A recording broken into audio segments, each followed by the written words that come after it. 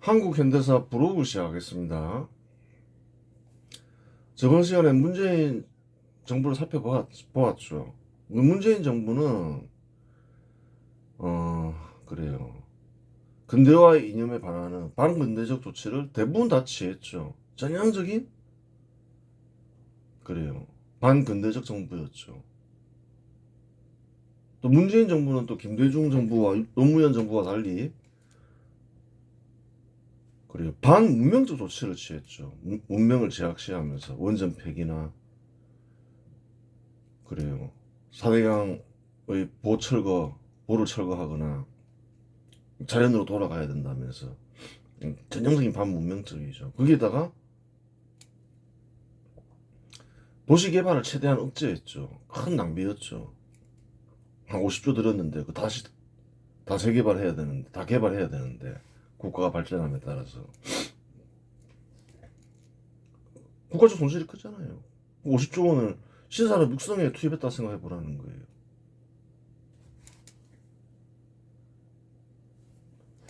그래요. 음, 근대 국가 수립을 위한 정부는 언제부터로 봐야 될까요? 조선 총독부부터로 봐야 되겠죠. 아무래도 통감부를 포함해서 근대적 조치가 나왔으니까 사유재산 보장하고 1912년에 데라우치가 20년에 마코토가 민간기업 설립을 허용하고 이 근대적 조치잖아요. 근데 근대 정부는 조선 총독부부터 봐야 되는 거예요. 기본적으로. 그렇게 안 보면 근대 국가 수립 역사를 설명할 수가 없다는 거예요. 어느 정부가 사유재산 확보했는데 물어보면 뭐라고 답할 거예요? 없잖아요. 그러면 대답을 할 수가 없잖아요. 음, 그래요.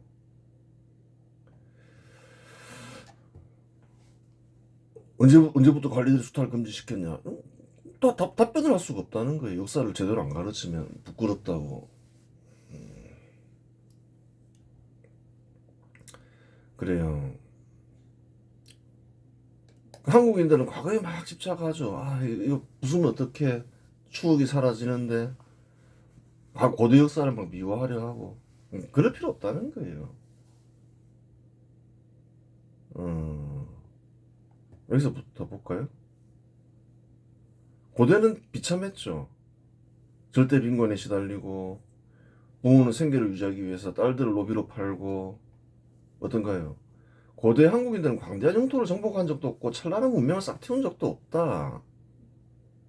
가난하게 살고, 인권은 유린되고, 그렇다 해서 뭐, 고대 역사 내세울 게 있냐는 거예요. 내세울 만한 게 없다는 거예요. 한국인들이 기리며 내세울 만한 역사가 없다는 말이다. 누가 인정해줘요? 세계에 내세우고, 음, 그래요. 인정받을 수 있는 역사는 초스피드 근대 국가 수립 역사 외에는 없다 했죠. 저번 시간에 얘기했던 것이고, 고대 문명을 내세우면 한국인들은 작아진다. 고대 문명 가지고 세계 내세우려고 해보세요. 작아지죠. 중국이나 이란은 고대의 제국을 건설하며 문명을 싹 틔웠지만 한국은 그러한 적이 없다. 그런 적이 있냐는 거예요. 뭐 내세워봤자 뭐 누가 인정해주냐는 거예요. 대수롭지 않게 생각하지.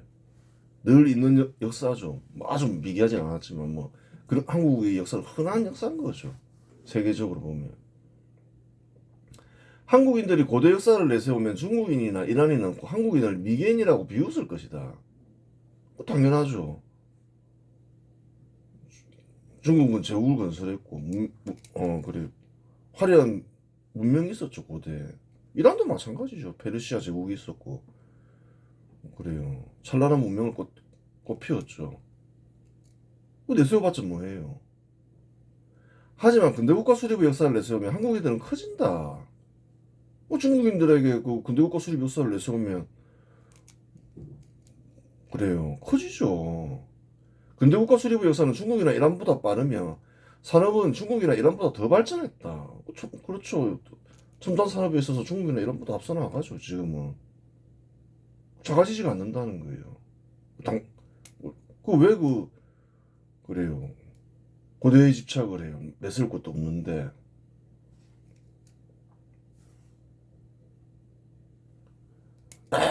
조선시대 유교가 찬란하게 빛났다고? 뭐 중국에서 건너온 건데, 뭐, 성리학이건 뭐, 그 이전 유교건 간에, 유학이건 간에.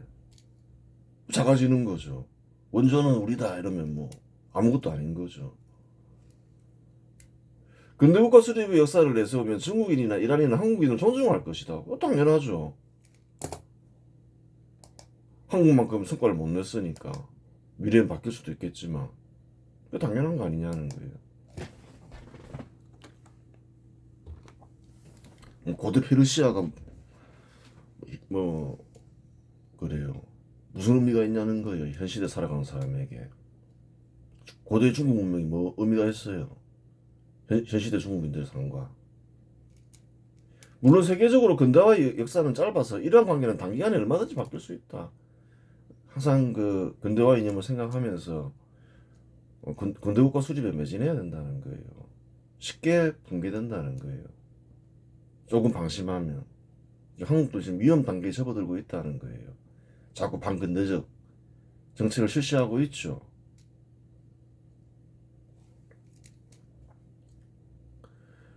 수천 년간 전승된 고대의 생각에서 벗어나는 일은 쉬운 일이 아니다. 고대의 생각으로 회귀하면 한국의 근대화 문명은 파괴된다. 고대의 생각에는 공산주의 역시 포함된다. 공산주의는 고대의 생각을 포장한 거죠. 뭐 정부 통제, 사유재산 부정, 다 고대에 그랬다는 거예요.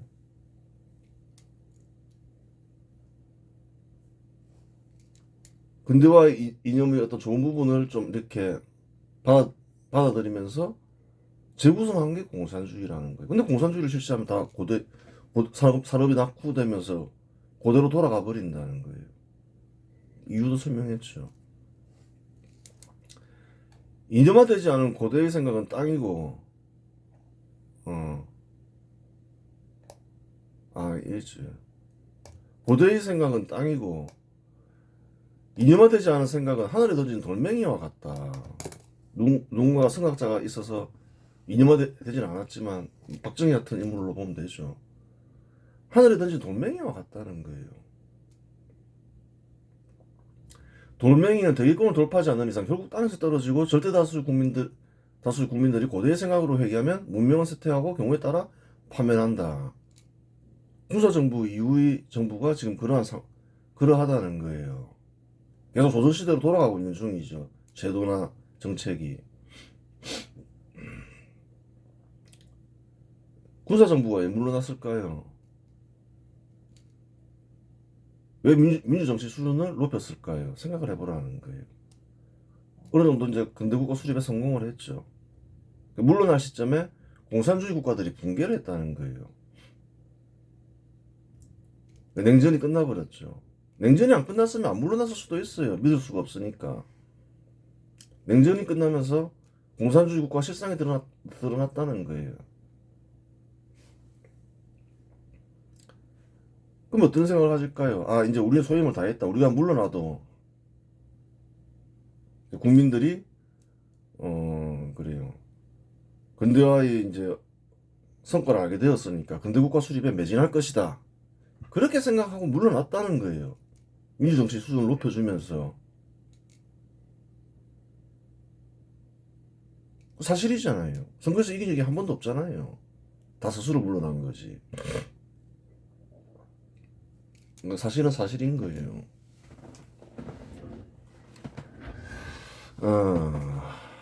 그런데 어떤가요? 공산주의 실상이 드러났으니까 다 끝났다 생각을 했는데 그게 아니라는 거예요. 그게 왜 그런가요? 수천 년간 내려온 전승된 고대의 생각은 쉽게 사라지는 게 아니라는 거예요.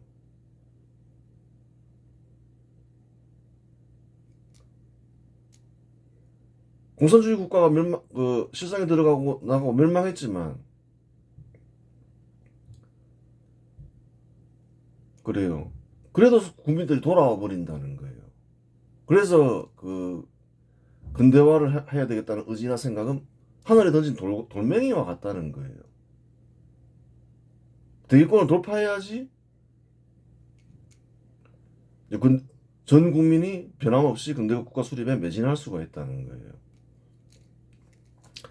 찬란했던 유럽 국가들이 현 시대에 이르러 쇠퇴하는 원인이기도 하다. 유럽도 마찬가지라는 거예요. 전 세계 이념화된 근대화 이념이 없다는 거예요. 세계적으로 잘 정리된 게. 한때 찬란했지만 신사를 육성하면서 지금 쇠퇴하잖아요. 다 신사를 육성을 게을리하고 복지니 뭐니 하면서 그러다가 지금 쇠퇴하고 있는 거라는 거예요. 복지도 발전 단계에 맞게 복지 정책을 실시해야 되는데 그러지 않은 국가가 많았죠. 뭐 그리스도 그렇고 프랑스도 그렇고. 근대화 이념과 근대화 이념의 바탕에 쓰여진 역사는 돌멩이에 단 엔진과 같다. 역사를 정확하게 근대화 이념에 깎아서 잘 알아야 되고 근대화 이념도 잘 알아야 된다는 거예요. 안 그러면 금방 고대로 돌아간다는 거예요. 사람이 고대인으로 돌아가고 생각이 고대 정책을 계속 실시하다 보면 어느 순간에 국가가 붕괴되면서 고대로 돌아간다는 거예요. 뭐 그런 사례 많죠.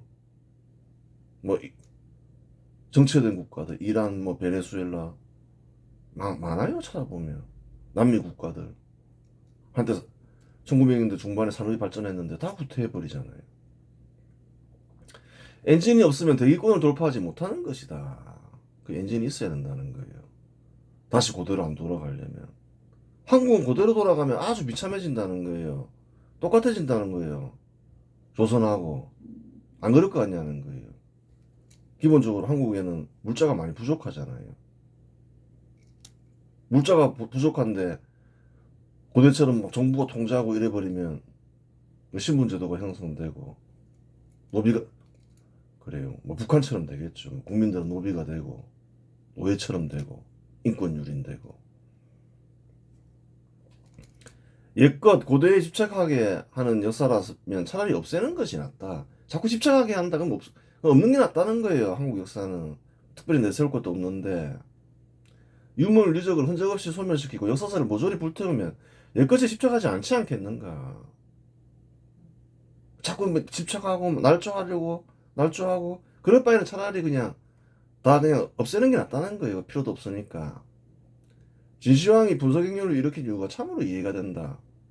분서갱유는 기원전 213년과 212년에 걸쳐 일어난 과거 소멸 작전이었다. 진시황은 의학, 점술, 농업 관련 실용서를 제외한 모든 역사서와 시경, 서경 등 유효경전을 모조리 거두어 불태웠고 개똥철학으로 국민들을 타락시키는 460여 명의 학자를 함양에서 산채로 구덩이에 묻어 죽였다. 그런 거예요.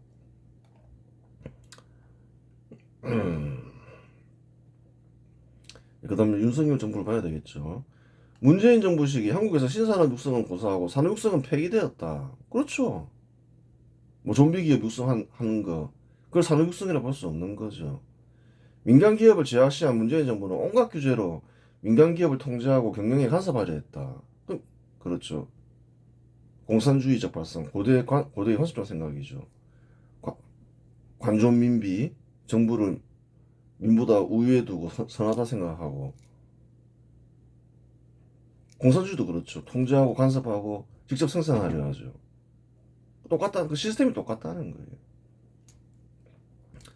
부동산 가격이 상승하자 민간인들이 부동산 투자와 거래의 자유를 박탈하였으며 민간인들의 재산을 약탈하려 했다. 뭐 사실이죠. 뭐 동시에 빚으로 복지 확대를 실시하고 수시로 현금 살포하면서 국민들이 지지를 얻고자 했다. 간단하게 표현하면 이렇죠. 요약을 하면 그러한 일에 전 국민이 호응하면 국가가 유지되겠는가. 2017년 박근혜 탄핵으로 산산조각 분열되었던 근대적 국가 수립 세력은 결집했고 2022년에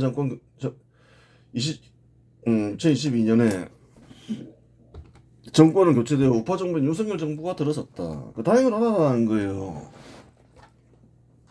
계속 이런 법들이 제정되고 문명이 파괴됐으면 어떻게 됐겠냐는 거예요. 중간에 한번 끊어졌기 때문에 그나마 다행인 거지. 5년 10년 이어지면 조선시대로 돌아갔다는 거예요. 한국도. 알 수가 없는 일이었다는 거예요. 그럼 전두환이 계승한 것도 잘한 거라는 거예요. 기본적으로 김대중 역시 반문명적 농업 공산주의자였다는 거예요. 김영삼도 뭐 다를 바 없고. 그런 사람들이 됐으면 어떻게 됐겠냐는 거예요. 지금의 한국은 없다는 거예요. 대통령 선거에 나서기 전 윤석열의 성향은 딱히 정해져 있지는 않았다. 그렇죠. 문재인 정부 시절 윤석열은 서울중앙지검장으로 수사의 총책임자로 사법부 삼수작전이 우파 인사들 수사에 적극 가담했다.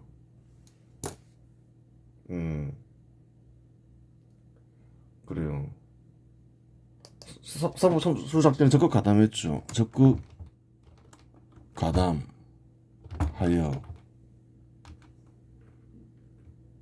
우파 수사에 적극 나섰다.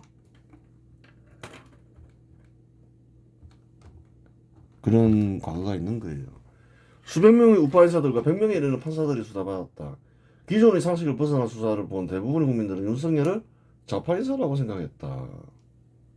그렇죠. 문재인 정부도 그렇게 생각해서 검찰총장으로 임명했겠죠. 뭐. 2019년 조국이 법무부 장관이 되는 과정에서 자녀인 조민의 입시 비리 등 조국의 각종 비리 사건들이 알려졌다. 검찰총장이 된 윤석열은 조국 가족 수사에 적극 나섰다. 그런 일이 있었죠. 이에 문재인 정부와 더불어민주당은 검찰을 비판하며 반발했다.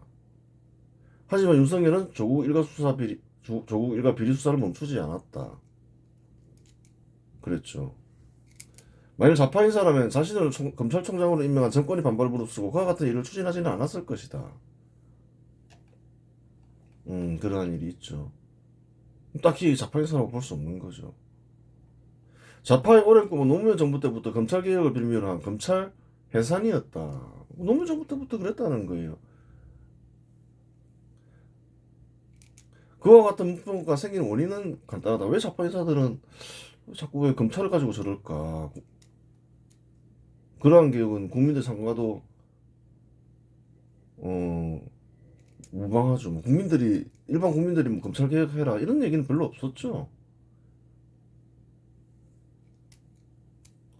근데 좌파 정부만 들었으면 이상한 소리를 하는 거죠. 국민들의 상과 무관한데. 정말 국민들 전체가 문제로 인식하면 그런 얘기가 나올 수 있는데,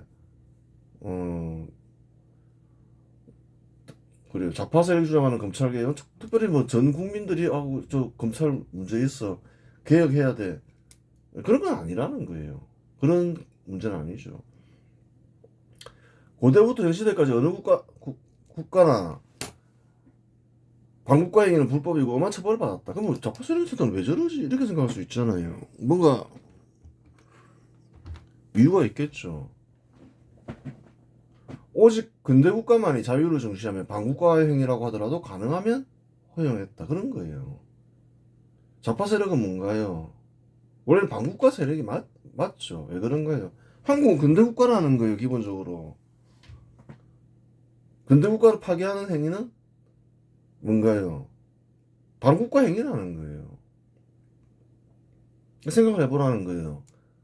반국가 행위를 인정하는 나라가 역사적으로 있냐는 거예요. 없다는 거예요. 공산주의 국가에서 허용하냐는 거예요. 북한 보라는 거예요. 허용 안 된다는 거예요. 북한만 그런 게 아니라 고대 국가도 마찬가지라는 거예요. 반국가 행위하면 바로 처형이었다는 거예요. 원래 허용하지 않는데 가능하면 허용하는 국가가 어떤 국가냐는 거예요. 근대 국가라는 거예요.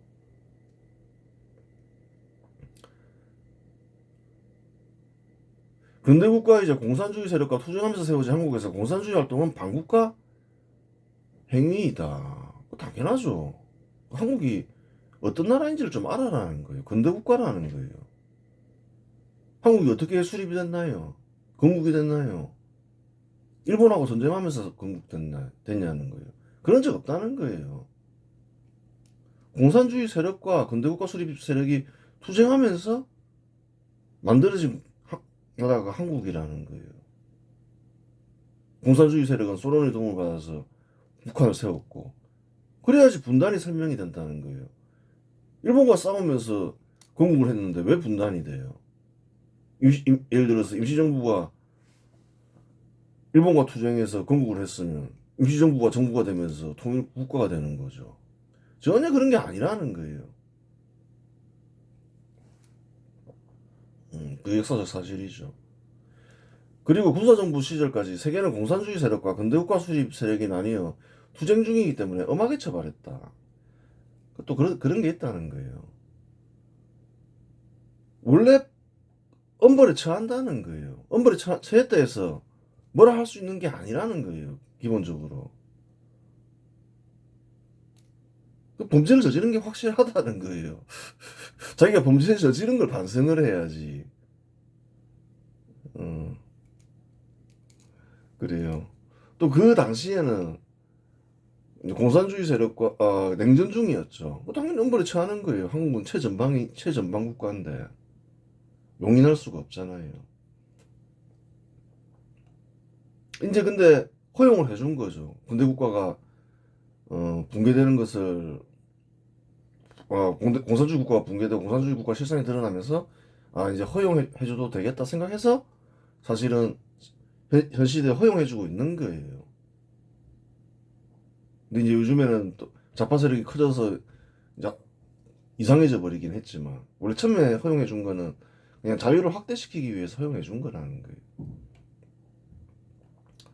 좌파 세력의 주요 세력이었던 공산주의 세력 인사들은 자신들이 저지른 범죄 행위라 생각하지 않고 자신들이 검찰로부터 탄압받았다고 생각해왔다. 계속 그렇게 생각해 온 거예요. 범죄 행위를 저질러서 과거에 처벌했고 그 뒤에는 이제 어느 정도 허용해줬는데 자기들은 범죄를 저질렀다 생각하지 않는 거죠. 그리하여 검찰 해산이라는 비상식적인 목표가 생긴 것이다. 그렇죠. 자기가 억울하다 생각하니까. 물론 비리 사건으로 자살했던 노무현의 사건도 영향을 미쳤다. 그렇죠. 그런 일들이 있었죠. 비리 사건을 수사하다가 자살했는데 또 그것을 또 검찰이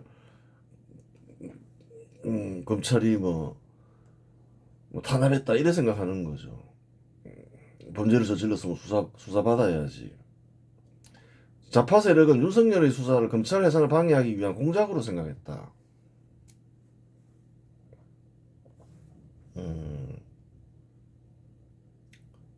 그렇죠. 그렇게 생각했죠.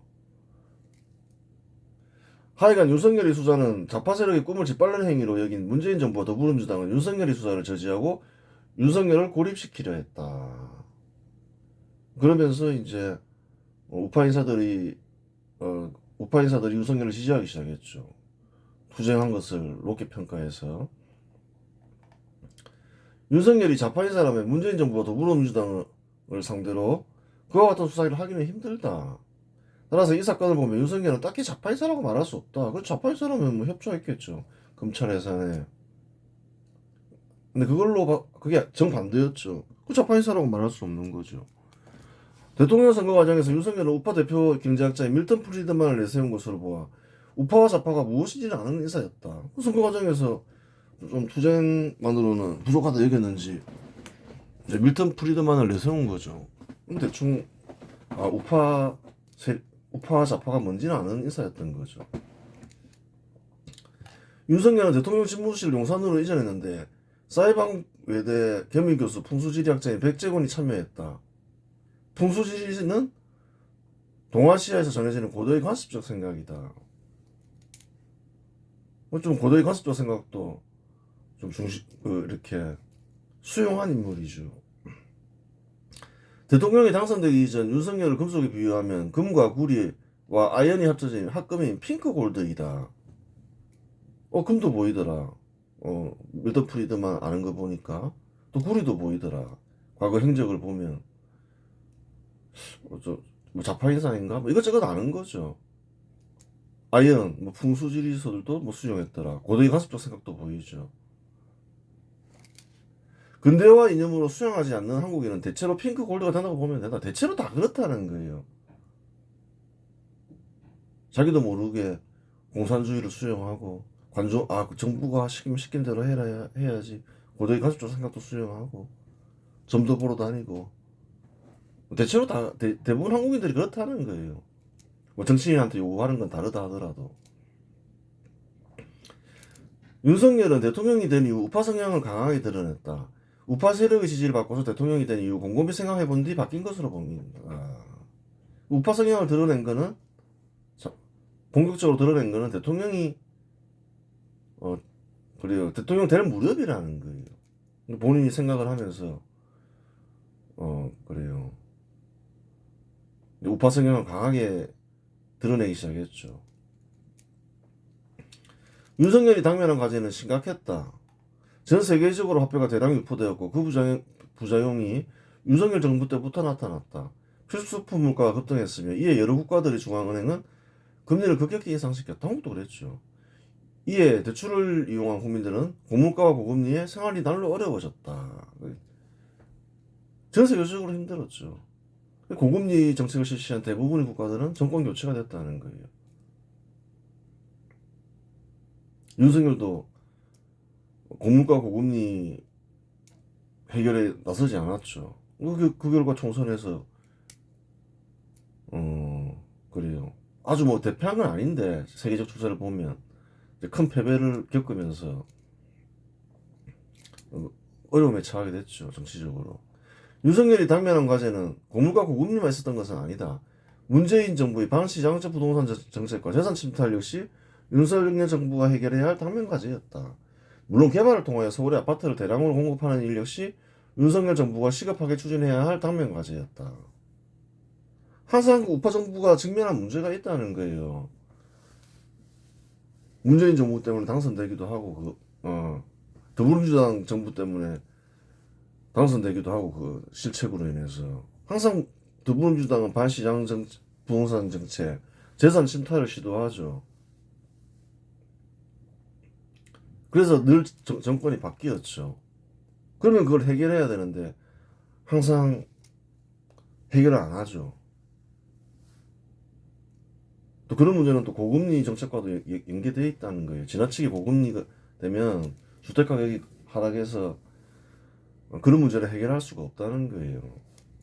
잘 생각하면서 정책을 시행해야 되는 거예요. 주택가격이 너무 하락하면 손해가 나니까 건설사들이 안 지으려 하잖아요.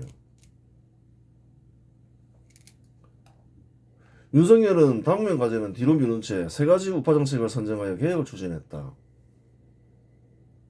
3대 개혁을 내세웠는데 윤석열이 3대 개혁은 노동개혁, 연금개혁, 교육개혁을 가리킨다. 이러한 개혁은 법 개정이 필요한데 당시 법부는 더불어민주당에 의해 장악되어 있어 근본적 개혁이 불가능했다. 그렇죠. 한국에서는 노동개혁을 실시했죠. 한국에서는 한국노총, 민주노총과 같은 노동조합에 매년 수백억 원 규모의 보조금을 지급해왔다. 한국노조는 보조금을 받았으면서 보조금의 용도를 공개하지 않았고 이는 관습화되었다. 이상하죠. 정부의 세금을 받았으면 공개해야 될 거 아니에요. 공개하기 싫으면 보조금을 받지 말든가. 굉장히 정근대적인 일들이 벌어지고 있는 거죠. 벌어졌죠. 벌어지고 있었다는 거예요. 윤석열 정부는 노동조합법 제26조를 근거로 조합원 1000인 이상의 대형 노조의 재정장부 비치 여부를 보고하도록 했다고 당연하죠.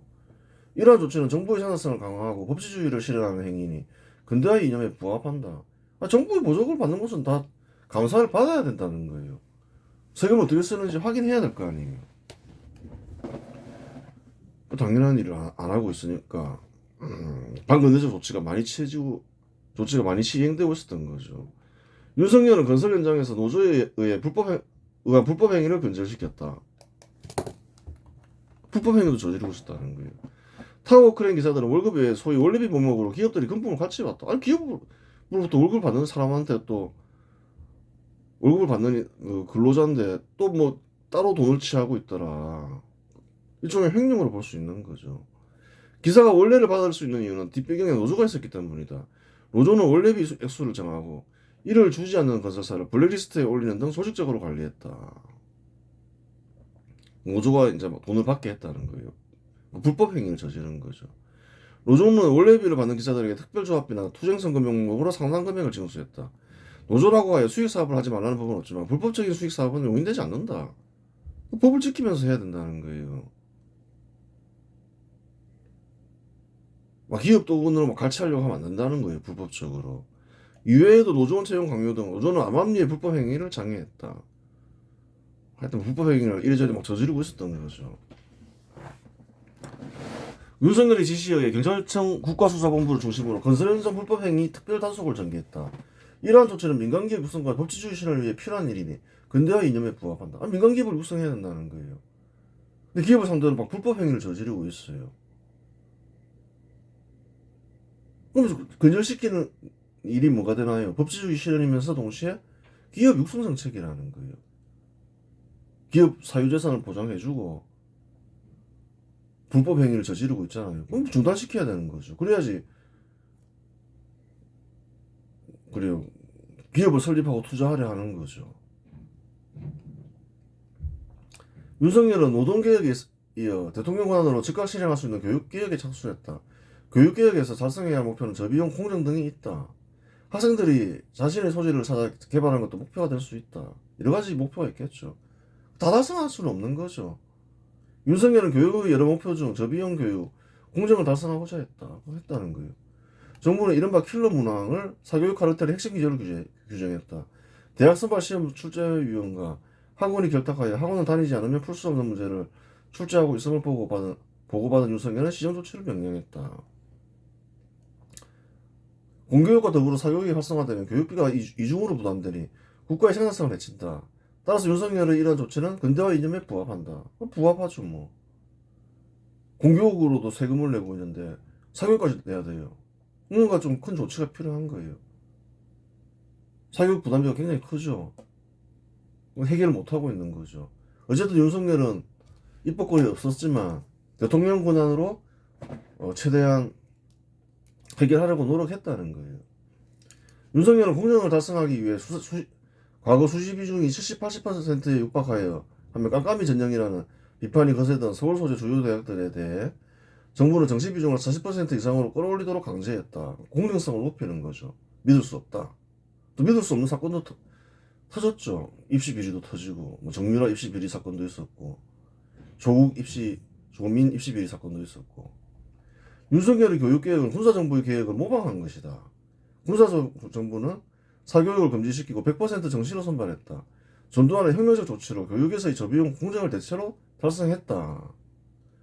그 혁명적 조치로 달성해 놓은 거를 바꾸면서 교육 현장이 비리 천국이 돼버렸다는 거예요. 공정도 보장되지 않고. 얼마나 잘못된 조치인가요? 거기에다가 교육비는 급증하고 굉장히 잘못된 일이었던 거죠. 그런데 2000년 헌법재판소에 의해 사교육이 허용되고 1990년대 후반부터 대학의 선발권을 부여했다.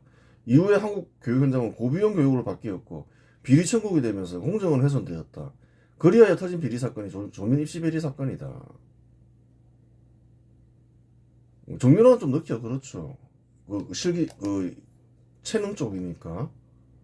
이제 조민 같은 경우는 전형적인 입시 비리 사건이 터져버렸잖아요. 뭐 조민 한 명만 있겠냐는 거예요. 비리 천국이 돼버린 거죠. 뭐. 윤석열은 연금개혁 역시 시도했다. 윤석열은 현행 9%인 보험료율을 13%까지 올리는 방안을 제시했다. 또한 젊은 층의 불만을 고려하여 나이가 많을수록 보험료를 빨리 올리고 젊을수록 천천히 올리는 차등 인상률을 세계 최초로 도입하려 했다. 하지만 이러한 계획은 법 개정이 필요했기 때문에 실시할 수 없었다. 연금개혁은 아예 못한 거고 뭐 큰 성과가 있었던 건 아니죠. 전두환처럼 사교육 아예 금지시켜 이런 것도 아니고 뭐 노동개혁도 마찬가지죠. 뭐 아주 뭐 근본적인 개혁을 못했죠. 근데 어떤가요? 근대화 이념에 맞게 자기가 할 수 있는 범위 내에서 이렇게 했다는 거예요. 그런 게 중요하다는 거예요. 그거 어떡하겠어요. 뭐 입법권이 없어서 근본적인 개혁을 못하는 거를 이런 걸 중시해야 되는데 윤석열은 그러하지 못했던 거죠. 욕심이 많아서 그런 거, 일에 대한 욕심이 많아서 그런 것이 그렇다고 볼 수도 있는 거죠. 윤석열의 행태를 보면. 연금개혁까지 받고. 윤석열은 대통령 권한으로 근대화 이념에 맞게 3대 개혁을 추진했다. 근본적 개혁을 하지는 못했지만 근대화 이념에 맞게 개혁을 추진하였으니 이승만 정부 이후 최초의 민간인 개혁 정부였다. 그건 맞다는 거예요. 왜 이명박 정부와 박근혜 정부를 민간인 개혁정부라고 얘기하지 않나요? 뭐 좀 하는 것 같았는데 알고 보니까 나중에 김대중의 그 민간기업 억제 정책을 계승한 거 아니에요. 결국은 결과적으로 보면 이랬다 저랬다 한 거죠. 그리고 대기업 규제하고 막 투자 장애를 일으키고 하여튼 뭐 이상한 일을 많이 벌였다는 거예요. 박근혜도 뭐 정년 연장법 통과시키고 일관되지가 않죠. 근데 윤석열이 한 일은 큰 성과가 없었다 하더라도 자기가 뭔가 대통령관을 하기 위해서 일관되게 추진했다는 거예요. 그래서 개혁정부라고 얘기를 해주는 거예요. 뭐 미화하기 위해서 그런 게 아니라. 즉 윤석열은 집권기간 동안 핑크골드에서 24K 골드에 근접했다. 당면과제를 근대화 이념에 맞게 해결하지 못하여 미흡한 점이 있으니 24K 골드보다 두 단계 아래인 18K 골드로 보면 된다. 근대화 이념은 골드, 공산주의를 구리, 고도의 가치적 생각을 아연으로 보면 24K는 안 되는데 18K 골드 정도로 볼 수 있다는 거예요. 24K 그래요. 완성된 근대인 22K 한 단계 아래죠. 18K 그래요. 18K는 된다는 거예요. 14K 뭐 핑크 골드 혼종이다. 그래요.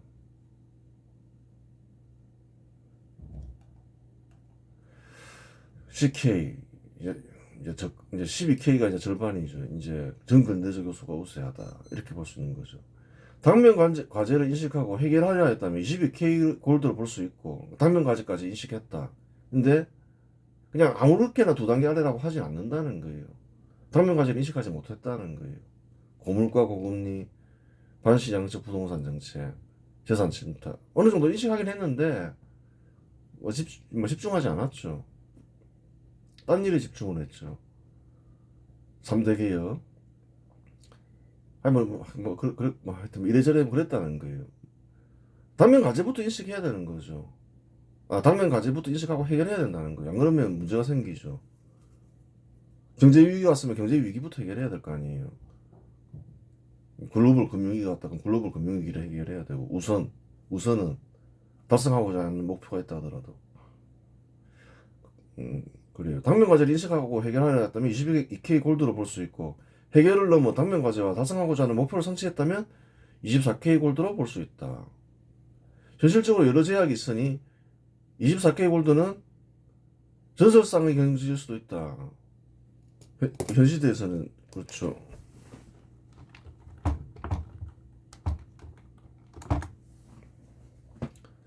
24K로 골드로 볼 수 있는 인물은 박정희와 전두환이다. 전두환은 박정희를 개선하였으니 본인의 신념이 24K 골드에 이르는지 확인이 되지 않긴 한다. 하지만 신념이 없으면 어떨까요? 개선하기 어렵죠. 신념을 가지고서 교육에서 저비용과 공정을 달성하였으니 전두환 역시 24K 골드이다. 신념이 없으면 개선하기 어렵다는 거예요. 김영삼이 그렇잖아요. 신념이 다른 사람이잖아요. 개성했냐는 거예요.